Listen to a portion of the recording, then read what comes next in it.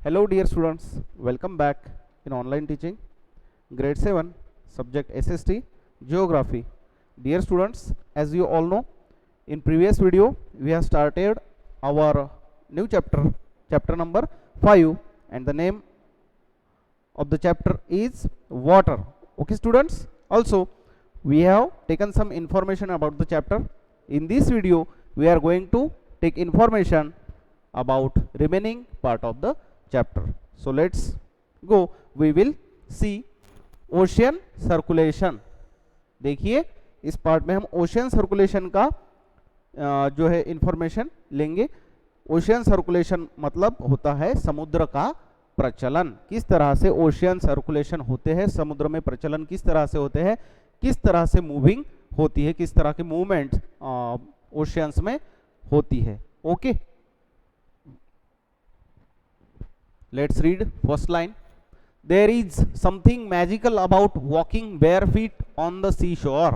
देखिए, जब भी हम सी शोर पर जाते हैं यानी कि समंदर के किनारे पर जाते हैं, तब अगर हम बेयर फीट यानी कि पाँव में कुछ पहने बिना वहां पर अगर चलते हैं तो वहां पे चलने का आनंद कुछ अलग ही होता है. The wet sand on the beach, beach पर जो भी कुछ सैंड होती है, रेत होती है, उस पर चलना. द कूल ब्रीज, जो एकदम ठंडी हवा होती है. The sea birds, the smell of the salt in the air and music of the waves. Everything is so fascinating. वहां पर जब भी हम जाते हैं, कहां पर, समंदर के किनारे, तो अगर हम पाँव में बिना कुछ पहने अगर वहां पर चलते हैं तो वहां की जो ठंडी हवा है, वहाँ की रेत है, वहाँ पर उड़ने वाले जो भी छोटे मोटे जो पंछी होते हैं वो, उसके बाद सी बर्ड्स होते हैं, और वहाँ की जो स्मेल होती है, वो सब कुछ, वो जो वातावरण होता है, वो जो एटमॉस्फेयर होता है, वो बहुत ही फैसिनेटिंग होता है. फैसिनेटिंग का मतलब होता है आकर्षक, मनमोहक होता है. वहाँ पर जाकर घूमना, वहाँ पर बैठना हमें क्या होता है, अच्छा लगता है. अगर आप समंदर के किनारे पर कभी घूमे होंगे तो आप लोगों को मालूम है कि समंदर के किनारे पर, सी शोर पर घूमना, वहां पर बैठना बहुत ही लुभावना होता है, आकर्षक होता है.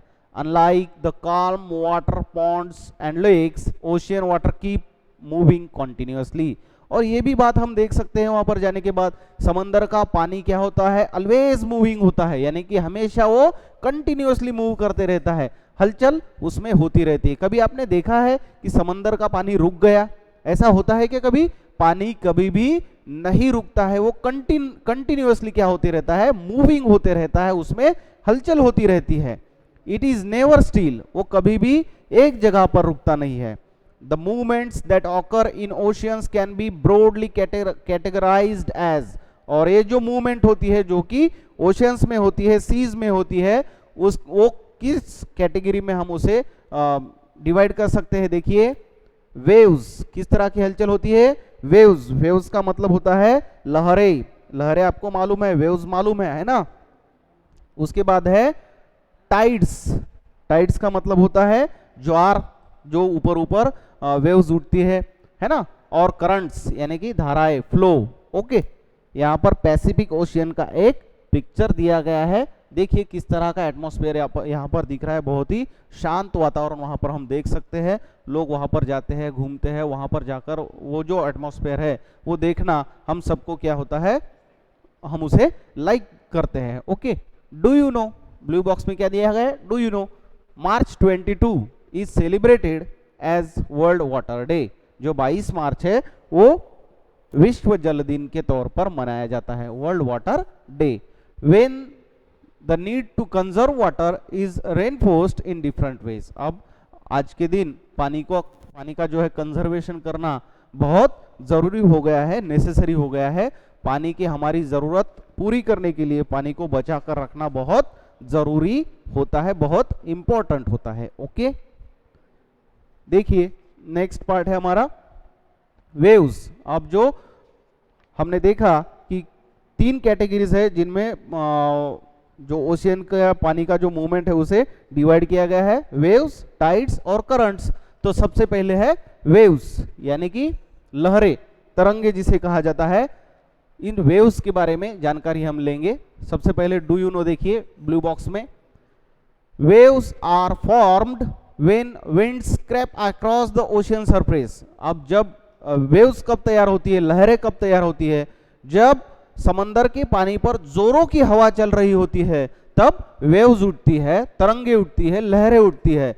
The stronger the wind blows the bigger the wave becomes. जिस तरह की विंड होगी, जिस तरह की हवा होगी, हवा अगर बहुत ज्यादा प्रमाण में होगी तो उतनी ही ज्यादा लहरें भी समंदर में ऊपर उठती है। ओके, देखिए waves, let's read the first line. When you are playing throw ball on the beach and the ball falls into the water, what happens? जब भी आप सी शोर पे बॉल खेलते हो, है ना, तो गेंद खेलते हो, तो अगर वो गेंद पानी में चली जाए तो क्या होता है? What happens? It is fun to watch how the ball get washed back to the shore by the waves. अब ये देखना बहुत ही फन की बात है, मनोरंजन की बात है कि वेव्स की वजह से वो बॉल जो है वो किनारे पर आकर गिरती है। When the water on the surface of the ocean rises and falls alternately, they are called waves. और जैसे जैसे पानी की लहरें उठती है, कम ज्यादा होती है, उन्हें क्या कहा जाता है? वेव्स, पानी की तरंगे कहा जाता है। अब इस फिगर 5.4 में आपको वेव्स यानी कि तरंगे, लहरें किस प्रकार की होती है इसका एक पिक्चर दिया गया है। ये वाटर क्या क्या होता है? सरफेस होता है, और जिस तरह से विंड इधर ब्लो होती है, फ्लो होती है, तो विंड के साथ वो पानी क्या होता है? ऐसे ऊपर उठता है, और इसी पोजीशन को हम क्या कहते हैं? वेव्स कह सकते हैं। ओके, ड्यूरिंग अ स्टॉर्म, और जब भी कोई स्टॉर्म आता है, the winds blowing at very high speed from huge waves, तब ये जो वेव्स होती है इनका जो फॉर्म होता है वो बहुत ज्यादा होता है। दीज में कॉज ट्रिमेंडस डिस्ट्रक्शन, इससे बहुत ज्यादा भारी मात्रा में नुकसान भी होता है। An earthquake, a volcanic eruption और under water landslides can shift large amounts of ocean water, और अगर समंदर में तूफान आ जाए तो बहुत भारी मात्रा में ये लहरें ऊपर उठती है। इसकी वजह से अर्थक्वेक यानी भूकंप भी हो सकता है, वोल्केनिक इरप्शन यानी कि ज्वालामुखी भी हो सकता है, और अंडर वाटर लैंडस्लाइड यानी कि समंदर में जो भी कुछ जमीन का भाग होता है वो स्लाइड हो सकता है, वो इधर उधर उसकी मूवमेंट हो सकती है। Large amounts of ocean water, और ये कब होता है? ओशियन वाटर्स में, जो महासागर में बहुत भारी मात्रा में पानी होता है। As a result a huge tidal wave called tsunami. अब इसी तरह की जो बड़ी बड़ी लहरें होती है उन्हें कहा जाता है tsunami. That may be as high as 15 metres is form, और वो कहां तक ऊंची उठ सकती है? लगभग 15 metre. The largest tsunami ever measured was 150 metre, और आज तक की लार्जेस्ट जो वेव्स है सुनामी की वो कितनी रिकॉर्ड की गई है? 150 मीटर हाई, यानी लगभग 150 मीटर हाई ऊंची। These waves travel at a speed of more than 700 kilometre per our, और ये जो वेव होती है इनकी पर आवर स्पीड कितनी होती है? 700, यानी कि 700 किलोमीटर पर आवर की रफ्तार से ये वेव्स दौड़ती है, या फिर इन वेव्स में उतनी पावर होती है। The tsunami of 2004 caused widespread damage in the coastal areas of India. The Indira Point in Andaman and Nicobar Islands got submerged after the tsunami. अब आप लोगों को मालूम होगा, आपने न्यूज में देखा होगा कि 2004 में सुनामी आई थी, उसकी वजह से कोस्टल एरिया में यानी कि समुद्री तट पर बहुत भारी मात्रा में नुकसान हुआ था, तबाही हुई थी। और सबसे ज्यादा तबाही कहां पर हुई थी? जो द इंदिरा पॉइंट है वहां पर, जो कि अंडमान और निकोबार में पाया जाता है, आइलैंड्स पर। Got submerged after the tsunami, और 2004 में जो सुनामी आई थी तो उस सुनामी में अंडमान और निकोबार के जो आइलैंड्स है ये पूरी तरह से पानी में डूब चुके थे। Okay, do you know, blue box में देखिए, tsunami is a Japanese word. Tsunami ये जो वर्ड है ये कहां से आया है? जापान, यानी कि जापानीज वर्ड है। मींस इसका मतलब होता है हार्बर वेव्स। हार्बर का मतलब होता है, तो हार्बर का मीनिंग हम बता सकते हैं बंदरगाह। ओके, तो बंदरगाह पर उठने वाली बड़ी बड़ी वेव्स, लहरें। As the harbours get destroyed whenever there is tsunami, और जब भी ये हार्बर इन लहरों से डिस्ट्रॉय होते हैं, नष्ट होते हैं, हम कह सकते हैं वहां पर क्या आया है, सुनामी आया है। Okay, tsunami. अब देखिए नीचे इंफॉर्मेशन दी गई है सुनामी के बारे में। Tsunami, the earth's pandemonium. देखिए अब ये सुनामी जब अर्थ पर आया था तो इसकी वजह से कैसी तबाही मची हुई थी वो हम इस पार्ट में देखेंगे। अब इसका मतलब पेंडोमोनियम, इसका मतलब होता है उपद्रव या फिर तबाही, हम इसको बोल सकते हैं कि सुनामी की वजह से किस प्रकार की तबाही हुई थी। सुनामी और the harbour wave struck havoc in the Indian ocean on the 26 दिसंबर 2004। भारतीय महासागर इंडियन ओशियन में कब आई थी tsunami? 26 December 2004, 26 December 2004. The wave was the result of the earthquake that had its epicenter close to the western boundary of Sumatra. Sumatra नाम का जो place था वहां पर इसका क्या था, एपिक सेंटर था, इसका सेंटर पॉइंट था। The magnitude of the earthquake was 9.0 on the Richter scale, और इसकी जो तीव्रता थी वो रिक्टर स्केल पर कितनी थी, 9.0।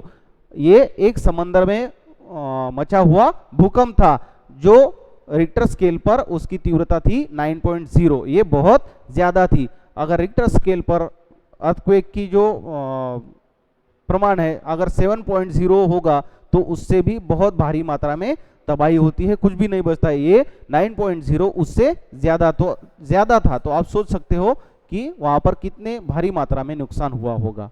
As the Indian plate went under the Burma plate, there was a sudden movement of the sea floor causing the earthquake. अब आप लोगों को मालूम है कि अर्थ के अंदर क्या है, बड़ी बड़ी प्लेट्स है, तो इन प्लेट्स में क्या हो गया, हलचल हो गई, ये प्लेट्स एक दूसरे को टकराने लगे और उसकी वजह से अर्थक्वेक आया, यानी कि भूकंप आया और उसकी वजह से भारी मात्रा में तबाही हुई। The ocean floor was displaced by about 10 to 20 meter and tilted into downwardly direction. Ocean में डेप्थ में, ओशियन की जो डेप्थ होती है वो तो ओशियन की डेप्थ में 10 to 20 मीटर्स तक वो क्या हो गई, टिल्ट हो गई डाउनवर्डली डायरेक्शन, यानी कि नीचे की तरफ, नीचे की दिशा में वो समंदर टिल्ट हो गया।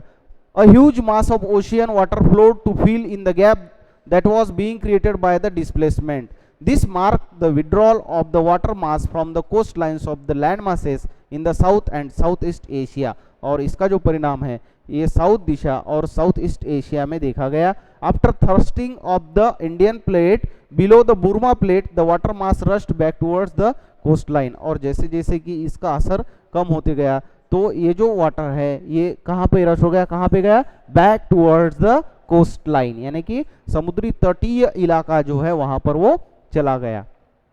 Tsunami travelled at a speed of about 800 kilometre. देखिए इसकी स्पीड कितनी है, लगभग 800 किलोमीटर पर आवर, यानी कि प्रति घंटा 800 किलोमीटर की रफ्तार से ये सुनामी आया था। अब आप लोग सोच सकते हो कि इतनी बड़ी तेज रफ्तार से अगर तूफान आया वो भी समंदर में, तो उसकी वजह से कितनी भारी मात्रा में नुकसान पहुंच सकता है। Okay, comparable to speed of commercial aircraft and completely washed away some of the islands in the Indian Ocean। और जो कमर्शियल एयरक्राफ्ट होते हैं उनकी जो स्पीड होती है उस स्पीड की हिसाब से, उस स्पीड की जैसी स्पीड उन लहरों का था, उस सुनामी का था, जो कि भारी मात्रा में तबाही कर गया था। देखिए the Indira point in the Andaman and Nicobar islands that mark the southernmost point of India got completely submerged। अब ये जो सुनामी था, इस सुनामी से साउथर्न मोस्ट यानी कि अति दक्षिण भाग, ठीक है, साउथर्न मोस्ट पार्ट जो है वो पूरी तरह से सबमर्ज्ड हुआ था। कहां पर, पानी में। सबमर्ज यानी जलमग्न हो गया था, पूरी तरह से पानी में डूब गया था। As the wave moved from earthquake epicentre from Sumatra, जो इस अर्थक्वेक का सेंटर पॉइंट था, कौन सा, Sumatra, towards the Andaman island, वो कहां पर गया था, वहां से अंडमान आइलैंड्स की तरफ, एंड श्रीलंका, श्रीलंका को भी उस सुनामी ने घेर लिया था। The wave length decreased with decreasing depth of water, जैसे जैसे पानी की डेप्थ तक वो पानी गया या फिर वो सुनामी गया, यानी कि श्रीलंका तक जाते हुए वो सुनामी थोड़ी सी उसकी लेंथ क्या हो गई, डिक्रीज हो गई, वो कम होती गई। The travel speed also decline from 700 to 900 kilometre per hour to less than 70 km। अब देखिए श्रीलंका में जाने के बाद ये जो इसकी स्पीड थी 700 से लेकर 900 किलोमीटर प्रति आवर, यानी कि 700 टू 900 किलोमीटर पर आवर से लेकर ये स्पीड श्रीलंका में जाकर कितनी पाई गई, 70 किलोमीटर, यानी कि 70 किलोमीटर प्रति घंटा।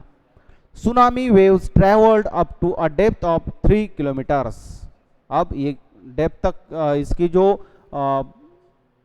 स्ट्रेंथ है वो कहां तक गई थी, 3 kilometre per hour from the coast, killing more than 10,000 people and affected more than lakh of houses. और इस सुनामी की वजह से बहुत ज्यादा, बहुत भारी मात्रा में तबाही हो चुकी थी, जिससे लगभग 10,000 पीपल्स अफेक्ट हो गए थे और लैक ऑफ हाउसेस, लाखों घर बर्बाद हो चुके थे, नष्ट हो चुके थे।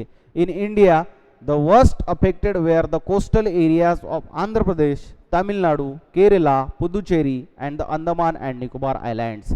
अब ये जो कोस्टल यानी कि तटीय इलाके कौन कौन से, आंध्र प्रदेश, तमिलनाडु, केरला, पुदुचेरी एंड अंडमान निकोबार आइलैंड्स, यहाँ पर इस सुनामी की वजह से भारी मात्रा में तबाही हो गई थी, उसका नुकसान हुआ था।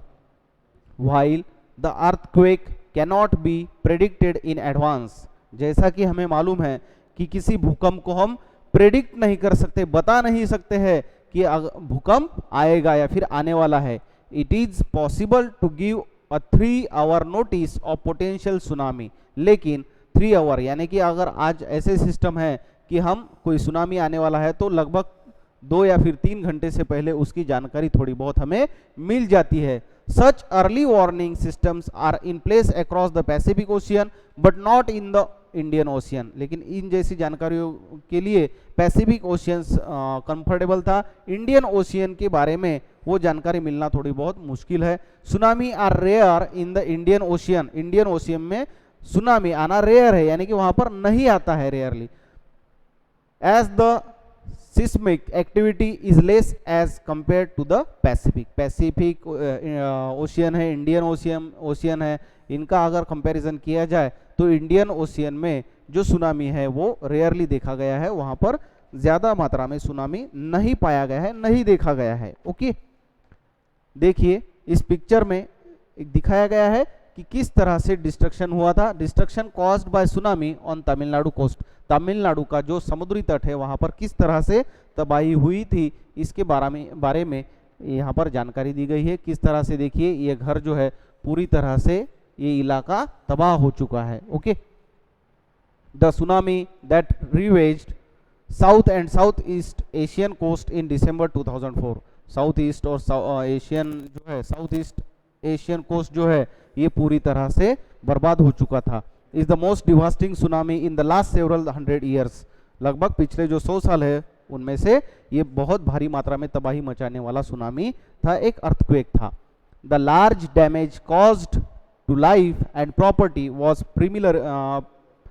primarily a result of lack of monitoring the early warning system and knowledge among the coast dwellers of Indian Ocean। Indian ocean, भारतीय महासागर में एक हम बोल सकते हैं कि large damage cause to life को बहुत भारी मात्रा में क्या हो गया वहां पर नुकसान पहुंचा। The early warning system and knowledge among the coast dwellers, और ये जो अर्ली, अभी फिलहाल हमारे पास थोड़े बहुत ऐसी सामग्री है जिनसे वार्निंग हम दे सकते हैं लोगों की, अर्थक्वेक आ सकता है या फिर स्टॉर्म आ सकता है, लेकिन वहां पर उन दिनों में वो सिस्टम ना होने की वजह से भारी मात्रा में क्षति हुई, नुकसान हुआ। The first indication that tsunami is approaching is the rapid withdrawal of water from the coastal region followed by a destructive wave. When this happened on the coast, instead of people going to high ground, they started assembling at the coast to view miracle। अब जैसे जैसे समंदर में बड़ी बड़ी waves उठने लगी, लोग दूर जाने की वजह या फिर लोगों को दूर जाना चाहिए था ताकि वो बड़ी बड़ी वेव्स से बच सके, लेकिन लोगों ने ऐसा नहीं किया। वो बड़ी बड़ी वेव्स, या फिर वो एक मिरेकल के जैसा उन लोगों को लगा, एक चमत्कार के जैसा उन लोगों को लगा, और उन वेव्स को देखने के लिए वो समंदर की तरफ भागे, और उस तरह वहां पर जाने की वजह से वो खुद को नहीं बचा पाए और वहां पर भारी मात्रा में नुकसान देखा गया। As a consequence, there was a large casualty of curious onlookers when the gigantic wave struck। देखिए, और वहां पर क्या हो गया कि वो जो सुनामी है वो बहुत भारी मात्रा में, या फिर उसकी जो स्पीड थी वो बहुत ज्यादा होने के कारण लोग खुद को नहीं बचा पाए। As a consequence, there was a large casualty of curious onlookers। वहां के जो लोग थे उनको अपनी जान गंवानी पड़ी, या फिर वहां पर नुकसान पाया गया। व्हेन द गिगनेटिक वेव स्ट्रक, जैसे कि वहां पर सुनामी आई, वो गिगनेटिक बड़ी बड़ी वेव्स वहां पर आई, वो अर्थक्वेक वहां पर आया, समंदर में बहुत बड़ी बड़ी जो लहरें थी वो ऊपर उठने लगी। उस वजह से लोग अपने घर बारों को नहीं बचा पाए और वहां पर बहुत भारी मात्रा में नुकसान पहुंचा, उनकी क्षति हुई। तो इस तरह से इस सुनामी की वजह से वहां पर एक नुकसान भारी मात्रा में देखा गया। ओके स्टूडेंट्स,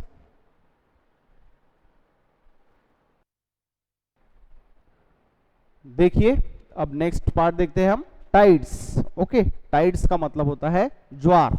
जो वेव्स समंदर में ऊपर उठती है उसे कहा जाता है टाइड्स।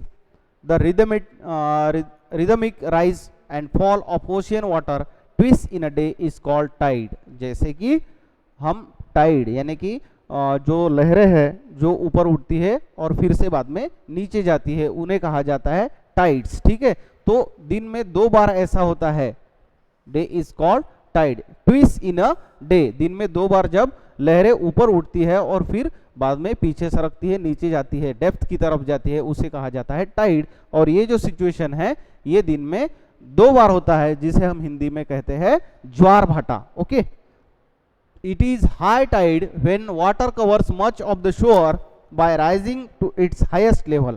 अब क्या कहा जाता है, देखिए, it is high tide जब लहरें ऊपर उठती है, when water covers much of shore जब पानी समंदर की शोर पर आता है, यानी कि किनारे का तट पर आता है, किनारे पर आता है, इसकी हाईएस्ट लेवल तक, उसे कहा जाता है हाई टाइड।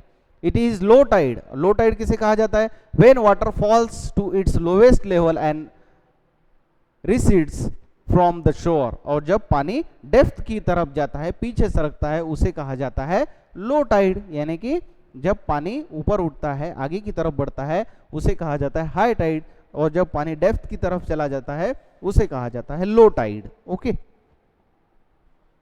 देखो अब यहां पर एक फिगर दी गई है, ये फिगर आप देख सकते हो, इसे कहा जाता है निप टाइड, इसे कहा जाता है spring tide. Okay, the strong gravitational pull exerted by the sun and the moon on earth's surface cause the tides।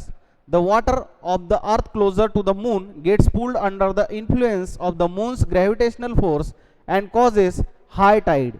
during the full moon and new moon days, the sun, the moon and the earth are in the same line and the tides are highest। देखिए, new moon का मतलब, यहाँ पर सबसे पहली line में gravitational दिया गया है, ग्रेविटेशनल का मतलब होता है गुरुत्वीय बल। ओके, और न्यू मून का मतलब होता है जिसे हम कहते हैं पूर्णिमा, सॉरी अमावस्या जिसे कहा जाता है न्यू मून डेज, और फुल मून का मतलब होता है पूर्णिमा।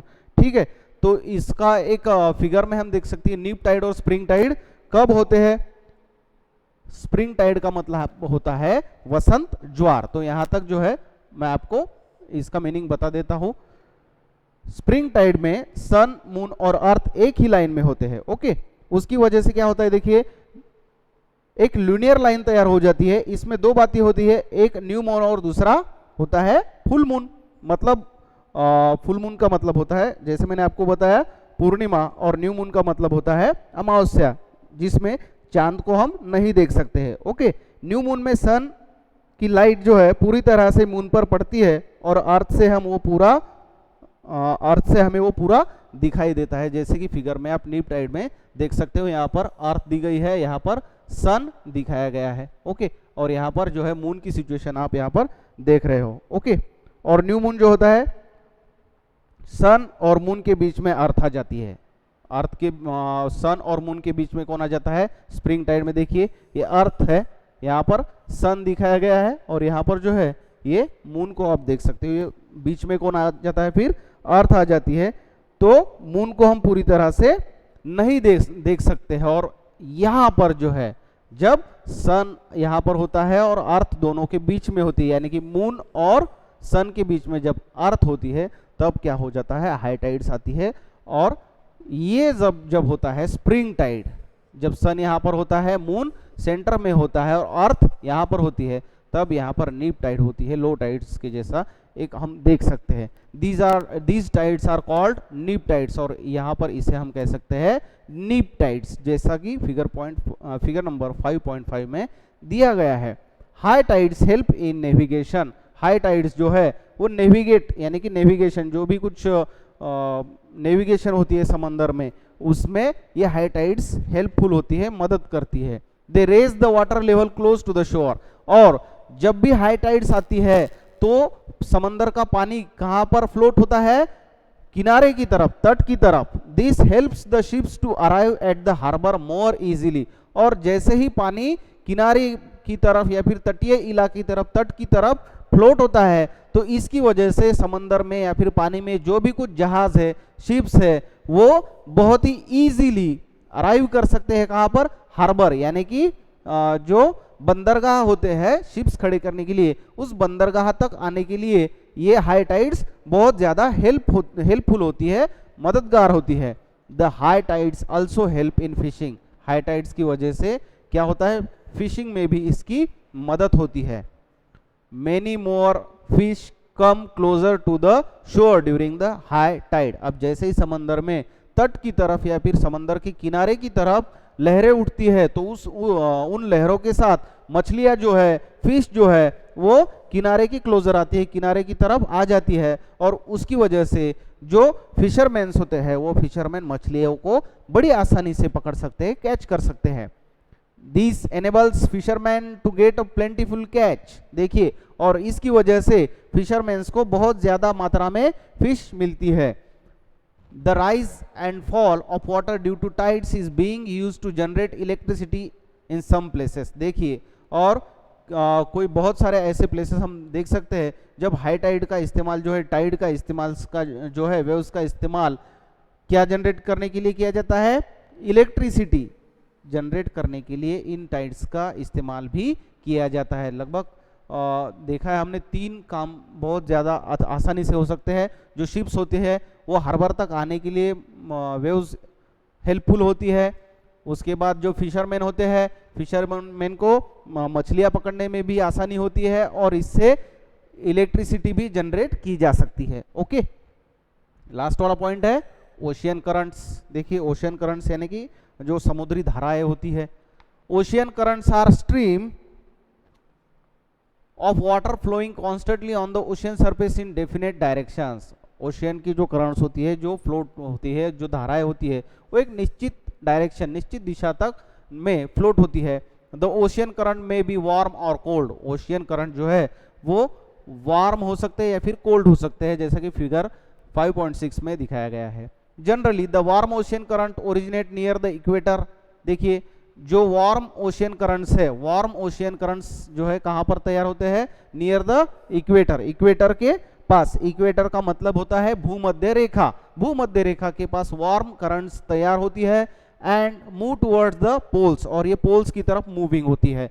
The cold currents carry water from polar higher latitudes to tropical और लोअर लैटिट्यूड्स। देखिए, लैटिट्यूड्स का मतलब होता है अक्षांश, ठीक है, ठीक है। The cold currents carry water, यहाँ से वाटर कैरी करके या फिर मूव करके वो कहाँ पे जाता है? ट्रॉपिकल और लोअर लैटिट्यूड की तरफ।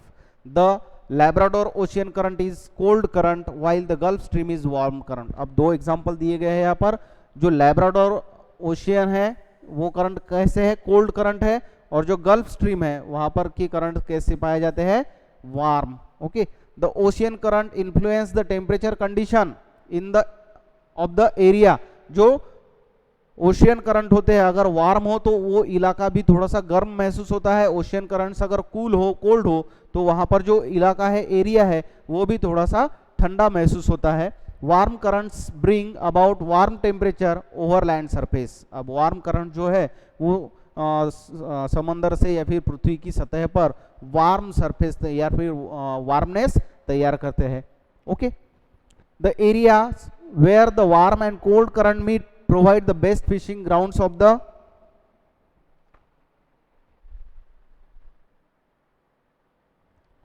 The world. देखिए, seas around Japan and eastern coast of North America, जो नॉर्थ अमेरिका का ईस्टर्न कोस्ट है, सच एग्जाम्पल, वो हम एग्जाम्पल के तौर पर हम उन्हें देख सकते हैं। The areas where warm and cold current meet also experience foggy weather making it difficult for navigation. देखिए, the area where a warm and cold current meet, अब ये हो गया वार्म और कोल्ड करंट के बारे में, लेकिन कुछ एरिया ऐसे होते हैं जहां पर वार्म और कोल्ड करंट दोनों भी पाए जाते हैं। ऐसे इलाकों में फॉगी यानी कि धुंधलापन दिखाई देता है, थोड़ा सा फॉग दिखाई देता है, धुंधलापन दिखाई देता है। Weather making it difficult for navigation, और इसका जो असर है वो नेविगेशन पर होता है, वहां पर नेविगेट करना बहुत मुश्किल हो जाता है। Okay, as this way students we have completed our chapter number 5 which name was water. Question and answer depending on this chapter we will see in next video. Thank you very much.